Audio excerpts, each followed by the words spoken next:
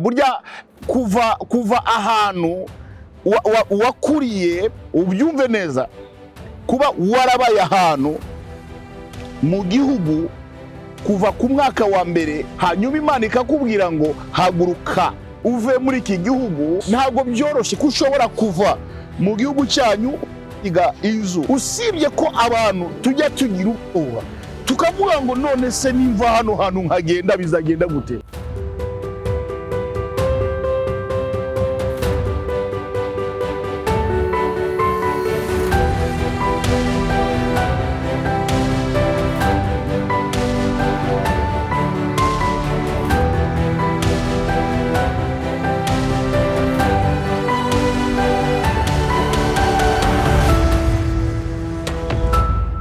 Nongeye kandi kubaha ikaze mu izina rya Yesu Kristo w'i Nazareti. Hari hashize igihe kitari gito programme yacu yo kuwa kabiri isa nkaho turi kwitegura mu buryo bwiza kandi mu buryo bukomeye kugira ngo ya gahunda nagezaga ijambo ry'Imana ku mugoroba kuwa kabiri ndetse no kuwa gatandatu. Imana ishimwe kuko izo gahunda zigiye kubaho, kuko twamaze kongera kandi kwisuganya n'imbaraga izo twifuzaga gushira ahantu zikaba zamaze kuba zihari. Imana ishimwe kandi Imana ihabwe icyubahiro. Mbahaye rero ikaze mwese mu izina rya Yesu Kristo muri iki kiganiro ijambo ry'Imana. Iyo tuvuga ijambo ribohora, akenshi niryo nkunda kuvuga kuko niyo mission ya Yesu. Nta kintu na kimwe ushobora gukora utabohotse. Itangiro ry'ubuzima bw'umuntu, gukura k'ubuzima k'umuntu ndetse no kugeza mu masaziro, hariho ijambo ribohora, ijambo rishobora kuzana restoration, umunezero mu buzima bwawe. Rero mbahaye ikaze, Imana ibamera umugisha. Kandi mu mpinduka wenda kuri YouTube hazaba hari YouTube ya Innocent Rugagi official. Muzasangaho ibyo biganiro byose tugiye gukomeza tubagezaho ijambo ry'Imana, imbaraga zibohora ndetse n'inama dushobora kugira buri muntu wese kugira ngo abashe kuba yabona ukuboko kw'Imana muri biriya byose. Rero mbahaye ikaze mu izina rya Yesu Kristo. Mbere ya byose reka mbanze nifatanye n'umuntu wese hirya no hino dusenga Imana, kuko gusenga kurakiza kandi gusenga kurabohora. Reka dusenge. Mana ishobora byose, mu izina rya Yesu tugushimiye kuri iyi gahunda y'imbaraga zibohora, uko igiye gufasha buri muntu wese ku isi yose. Uyu wa kabiri benshi bari bafinyotewe kongera kumva ijambo no kubona ibimenyetso bikomeye bizaherekeza buri muntu wese. Tugushimiye ko uzabana natwe kuwa kabiri no kuwa gatandatu kugira ngo buri wese abashe kubakika ndetse no kumenya byimbitse iby'imbaraga z'ijambo ryawe mu izina rya Yesu.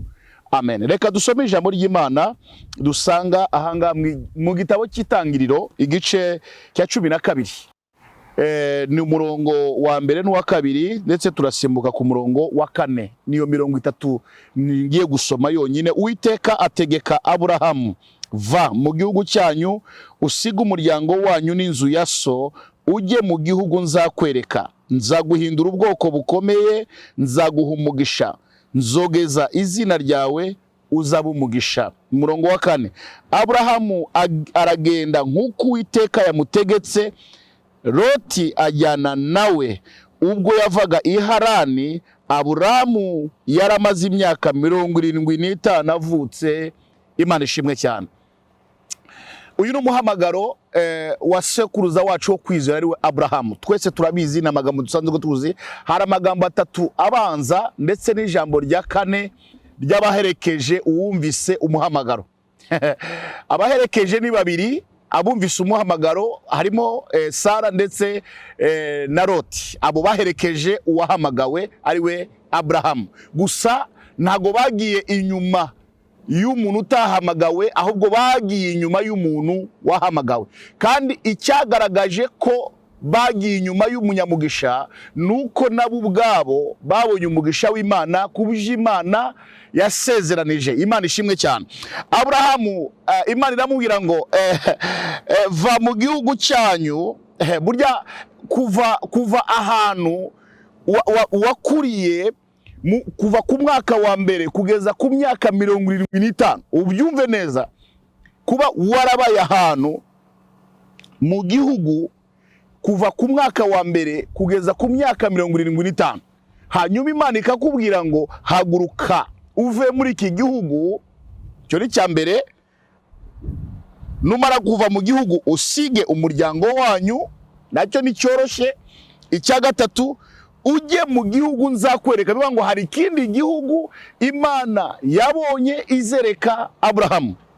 Ibyo nibyo bintu bitatu shaka kuvuga kuri uwo muhamagaro wa Aburahamu.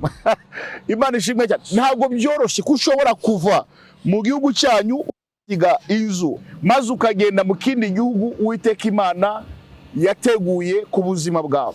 Usibye kwizera Imana, kandi iyo Mana wizeye ukaba ufite ibimenyetso birenga kimwe bikwemeza ko koko ariyo Imana iguhagurukije, ukaba ufite ibimenyetso birenga kimwe bikubwira ko ibyo wumvise ari by'ukuri kandi Imana izabisohoza. Imana ishimwe cyane.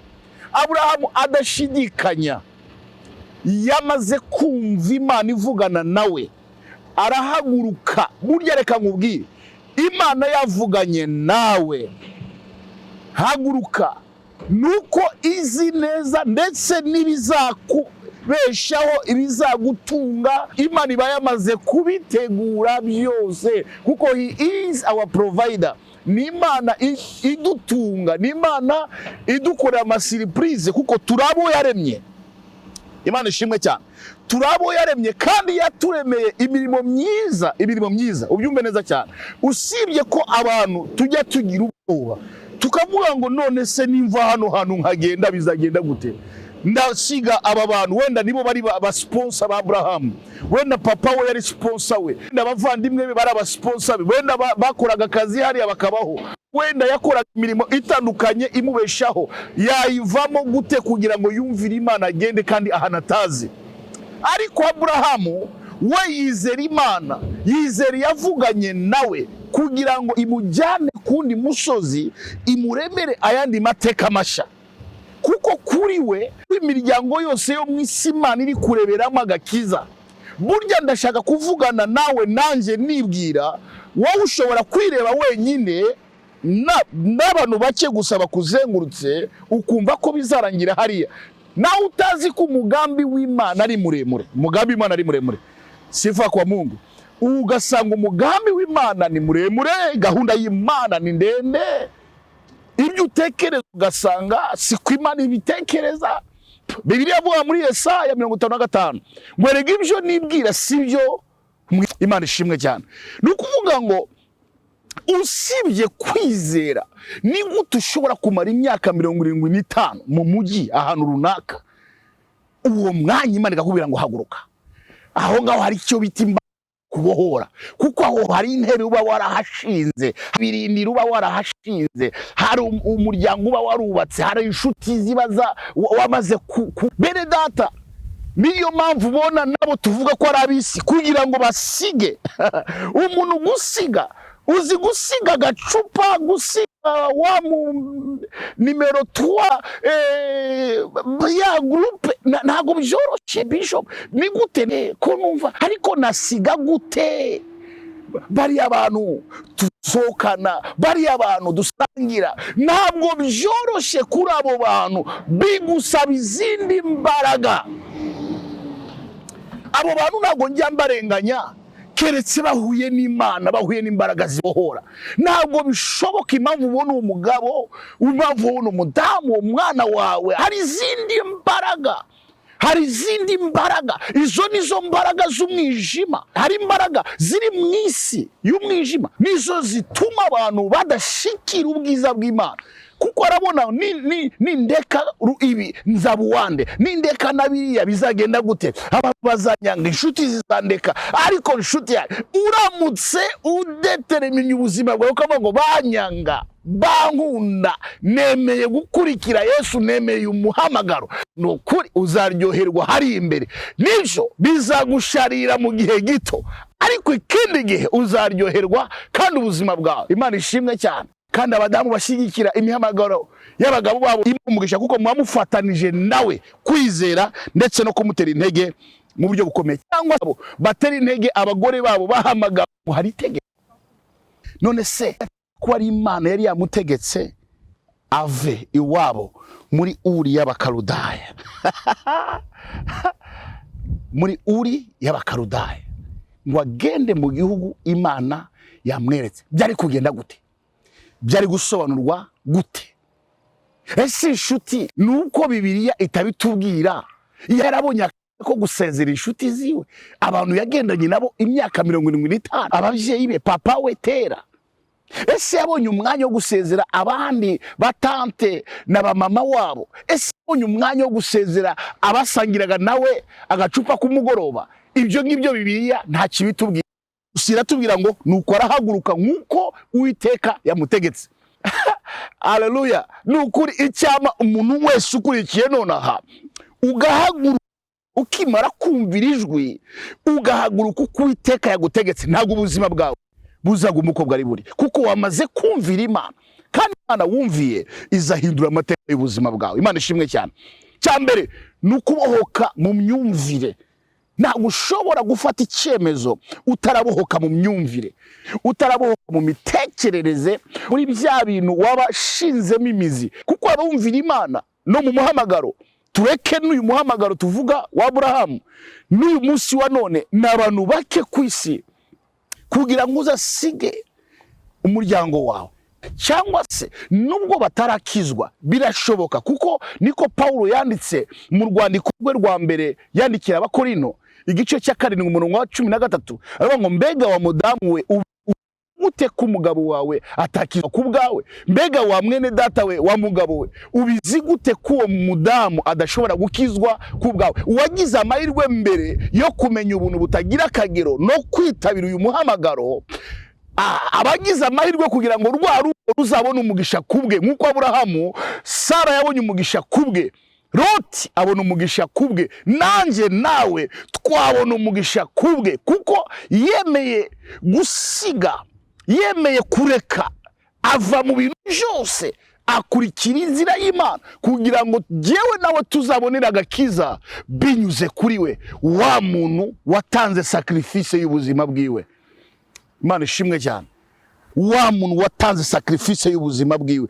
Imana rero iramubwira ngo nzaguhindura ubwoko bukomeye. Umva ibindi bintu Imana yabwiye nyuma y'ibyo bintu bitatu yamutegetse.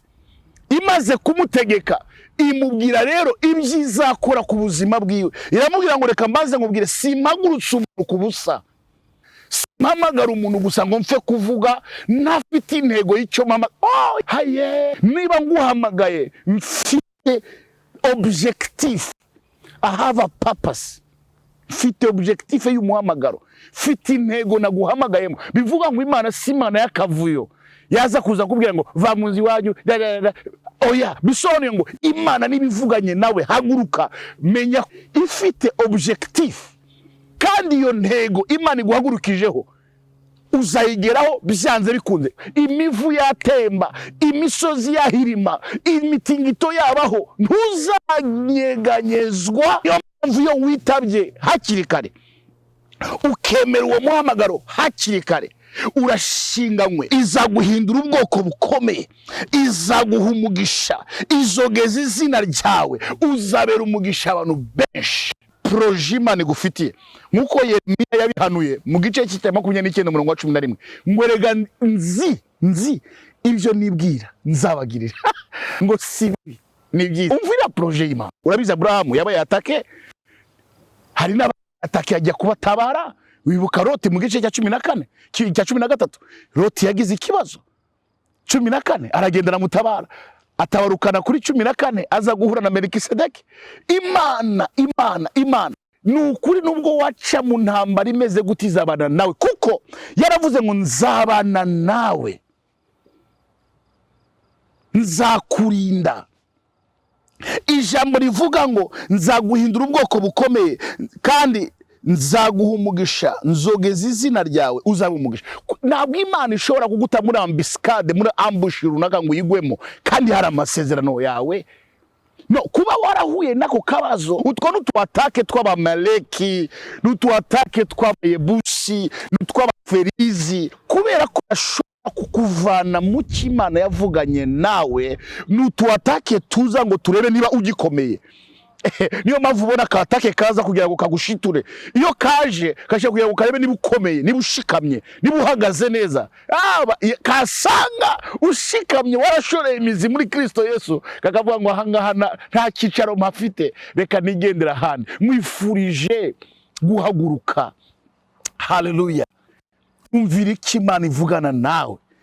Bohoka mu bitekerezo, bohoka mu mutima, bohoka mu myumvire, bohoka mu byo uvuga, bohoka mu mikorere yawe, bohoka mu murimo w'Imana. Emera, nukuri naguza korwa n'iso. Niba warahagurutse iwawe, hari abantu bahaguruka iwabo bakagenda bakajya gusenga, uwo muhamagaro wawe wo guhaguruka mu nzu, haba mu mbeho, haba ku zuba, haba mu muyaga mwinshi, Imana ntizirengagiza uwo muhamagaro wawe, kuko icyo yavuganye nawe no kugikora izagikora.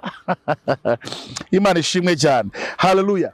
Bibiliya ngo aragenda, ntakundi kubigira, aragenda nk'uko Uwiteka yamutegetse. Amen. Ariko ntiyagenda wenyine. Loti nawe yaravuga ngo nubwo ntumvise ijwi. Burya hari abantu babi inyuma y'umuntu wumvise ijwi, abo bantu barahiriwe. Kumatana n'umuntu wumvise ijwi, kumatana n'umuntu ufite iyerekwa, kumatana n'umuntu ufite icyerekezo, urahiriwe.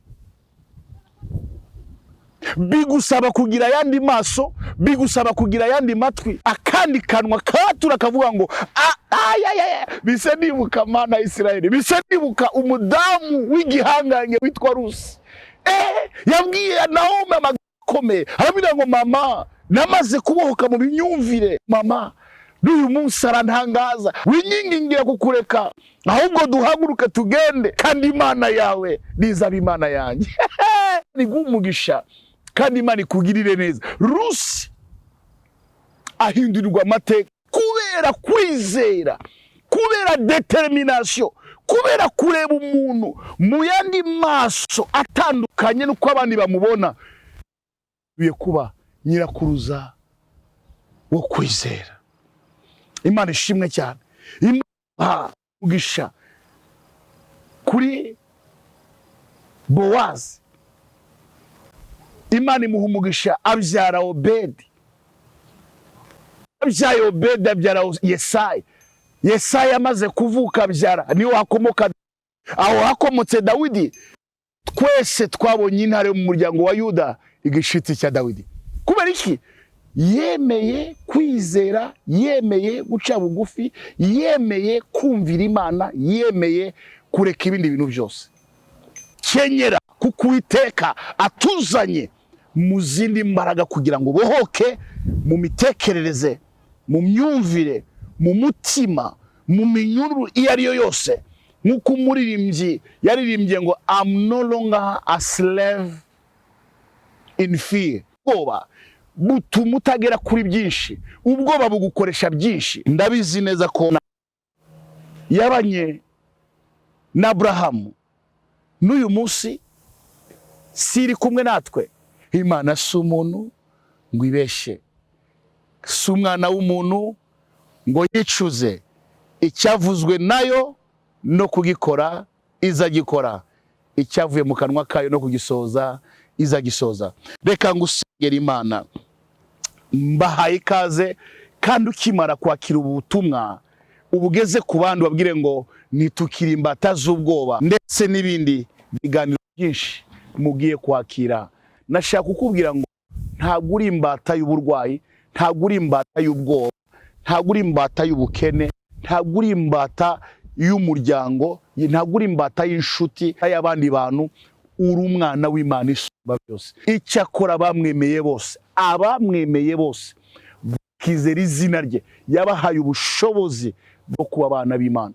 None se waba umwana w'umwami, umwanzi agakomeza kuduhira mu matwi akubwira ngo apfa? Nibyo, amajwi akubwira ngo uzapfa, amajwi avuga ngo ntacyo uzimarira, amajwi akubwira ngo uzajya he ko byose bicitse arahari, ari kwivugana nawe niyo kwizerwa kandi no kubikora izabikora. Reka dusenge Imana, musengera Imana uyu mwanya ukubera umwanya mwiza, utekereze uvuge ngo mbega niki nanjye Uwiteka yankora, niki Uwiteka yahindura kuri jyewe. Kurarikira kugira ngo ubane natwe mu giterane cy'amasengesho, amasengesho y'itorero ryose yaho ndi ahangaha muri Canada ndetse mu Burayi, muri Amerika, kugira ngo twese duhabwe umugisha. Kanseri n'izina kw'Imana ikubwiye ngo va muri ubwo bukene, va muri iyo ndwara, ako kanya nk'ako guhumbya yagutegetse mu izina rya Yesu,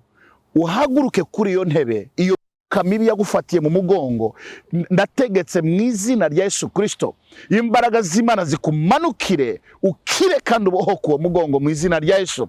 Ndasengera uwo mutwe mu izina rya Yesu Kristo, ukubuza gusinzira, Uwiteka niwe Mana, ubohoke kandi bigende neza. Uwiteka niwe Mana, uhabwa umugisha kandi byose bihinduke mu izina ryande, mu izina rya Yesu. Ndagusengeye aka kanya, amateka yawe ahinduke, ubuzima bwawe buhinduke, akazi ukabone, mu rugo bihinduke, nawe unezerwe uvuge ngo Uwiteka niwe Mana kandi Uwiteka niwe Mana. Ndabizi neza ko uwo mugabo agaruka kandi unezerwe. Ndabizi neza ko iyo business yapfuye yazuka, Imana ikagukingurira imiryango bikagenda neza. Hari bigiye kuva mu muryango wawe. Amahoro y'Imana bane nawe kandi umugisha w'Imana ubane nawe, mwese mubone na yateguye. Ndashaka kubararikira gukurikira kwa kabiri no kwa gatandatu imbaraga zibohora mu myumvire, mu mitekerereze no mu kibazo icyo ari cyo cyose. Igisubizo kiri ku mugabo w'igihangange witwa Yesu Kristo w'i Nazareti. Jewe nawe na Yesu uri muri jye, n'impano nahawe ni ukugira ngo ubohoke kandi ubone ibyiza.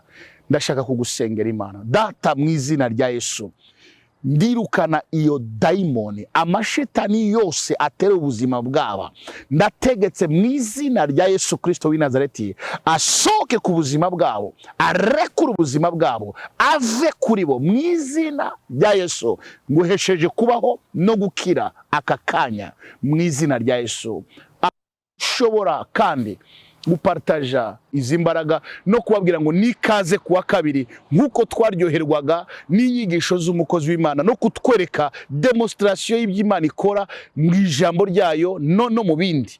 Mbahaye ikaze no kubararikira kuri new official page yanjye cyangwa kuri page yanjye nshyashya ari ya Facebook, ari kandi ya YouTube, ni Rugagi Innocent official, niko yanditse, na mazina gusa yanjye, nta titre iriho ya Bishop, wandike gusa Innocent Rugagi urayibona aho ngaho, cyangwa se ukuyibona link kuma social media yacu, iyo link nawe uyipartage ku bandi.